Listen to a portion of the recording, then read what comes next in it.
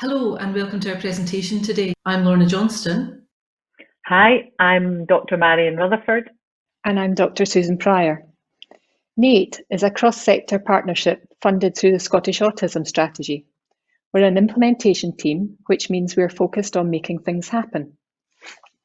In many ways, over the years of the Scottish Autism Strategy, there is broad agreement over key changes that would be helpful for autistic people.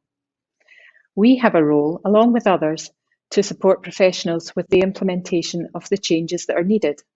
Today, we will share an overview of the range of ways we've carried out this role and the plans we have going forward. This slide has our contact information. Our website contains a wide range of resources. Please have a look. And if you're tweeting today, you can follow us on @NAIT Scotland. So, in the next 20 minutes, we'll cover the following. The work of NAIT is guided by a set of underpinning principles. As an implementation team, we're focused on making real change happen. There are many aspects to implementation today, and today we're going to reflect on our support and challenge role and the resources we have developed. As for most people, our plans have had to change recently, and you might wish to know what the next steps are now. The NAIT team has a focus on pathways for assessment and diagnosis across the lifespan. We take the position that support can be enhanced by diagnosis but should not wait for diagnosis. Diagnosis does not happen in isolation and must be embedded in support provided before, during and after diagnosis. NAIT are therefore also focused on developing and sharing good practice for autism in schools and in the workplace. We are more than the sum of our parts, and collaborative working across sectors is key to implementing positive change. The work of NAIT is connected by underpinning principles. Although labels are helpful, these should not be required to access support. "We were expecting you" is a phrase we coined in thinking about inclusive mindsets in schools, and it resonates across all of our work. When we hold the perspective that neurodiversity in our communities is to be expected, we support inclusive attitudes and actions. We are committed to meaningful involvement of autistic people and their families in the planning and implementation of supports, and this is something expressed as nothing about us without us. Another important principle is thinking in terms of difference, not deficit. We would recommend listening to Judy Singer, who first coined the term neurodiversity. Society is neurodiverse in the same way that in nature there's biodiversity. A lion isn't better than a tree, it's just different. Put either in the wrong environment and they might appear to have deficits. Put them in the right environment and we can see their strengths.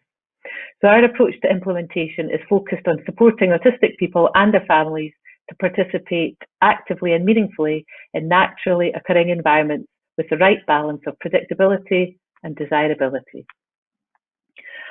As an implementation team, our role is to support implementation. We've thought a lot about what this means, and it's an ongoing process. There are many steps and components that we are involved in.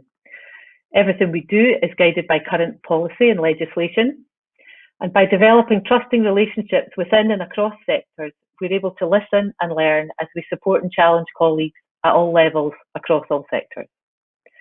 Succession planning is a really important part of it, as there are always new people, new evidence, changing views, changing contexts, and COVID has particularly highlighted the need to adapt to circumstance. At this point, it's really important to say that this includes looking after the health and well-being of staff and creating expectations that are doable within the resources available. We seek to form reciprocal relationships whereby we are supported and welcome discussion, debate, and new ideas. And the autism community brings a wealth of experience, and equally, to make changes, professionals need opportunities for new experiences. There's a point where we just have to jump in and do things differently. We might not get it right first time, and there needs to be permission and trust to measure how things go, ask people about their experiences, and to adapt what we do. Today, we're going to focus on two aspects of implementation: support and challenge, and knowledge, resources, and evidence. So it's our role to challenge people to think about their mindset and their actions in relation to autism, neurodiversity, and the language we use. and that's an important aspect of implementation. One example of supporting and challenging is encouraging reflection and rethinking of our understanding.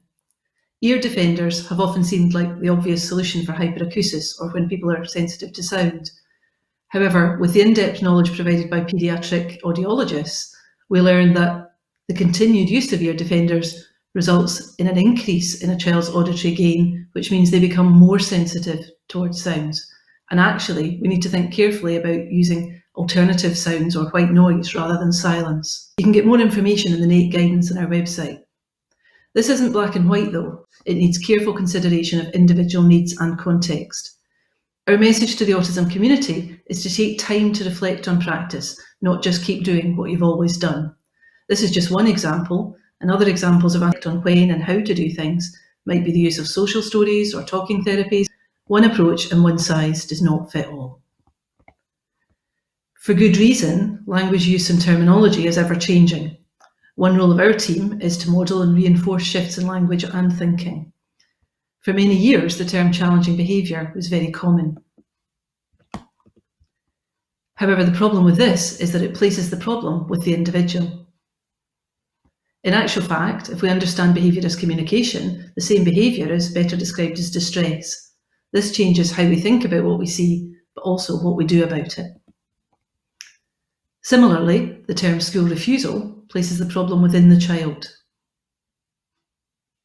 We've been guided by consultation within the autism community to coin the term anxiety-related absence, in the hope that this supports people to think about the ways that people around the child can adapt to meet their needs.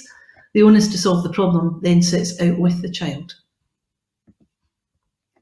Thinking about autism as a set of deficits leads to a mindset where non-autistic actions and responses are viewed as correct. Appreciation of diversity and differences leads to a more equal society where adjustments are made without judgment. For example, there's a growing recognition that a neurodiverse workforce is desirable. While everyone is clearly an individual, common strengths that autistic people might bring include high levels of concentration, good attention to detail, and alternative approaches to problem solving. Another way we've supported implementation has been through making knowledge, resources and evidence accessible wherever they're needed. We've created and shared a range of education resources on our website. These include presentations and materials relating to NAIT events, guidance for professionals and parents on a range of topics, for example, guidance on providing safe spaces, homeschool communication, and eating and drinking. We've shared key messages, for example, returning to school, and we've provided a comprehensive guide to using visual supports at home and at school for children of different stages, along with downloadable resources.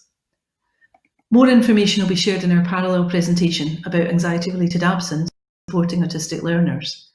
In addition, we've collaborated on resources for initial teacher education, for the General Teaching Council and the Autism Toolbox.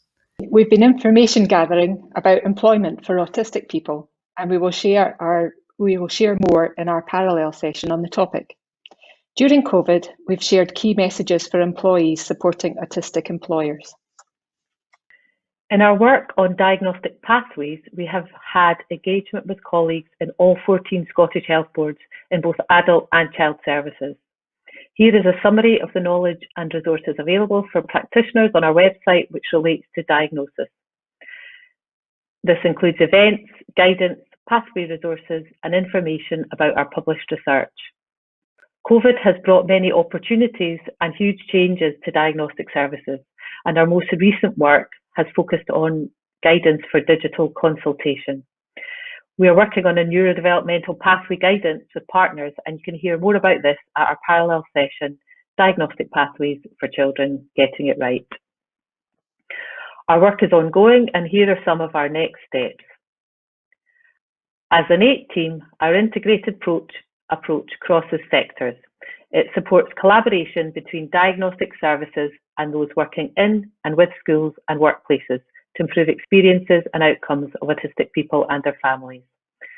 Before COVID, we had planned regional intersectoral events together with a range of partners across the country. We now plan to deliver these digitally and to continue to support colleagues implementing and developing local diagnostic pathways and interrelated developments to support autistic individuals and their families. In the near future, we'll be offering webinars about these topics, followed by virtual regional meetings to support those on the ground who are making things happen. We have a range of ways to communicate our work, and one of these is our newsletters. You can sign up for these via our website. Please have a browse on our website. Future information will be shared via Twitter @NAIT Scotland. Thanks very much for listening to our presentation. You might wish to listen to our 3 parallel sessions on child diagnostic pathways, education and employment. Bye for now.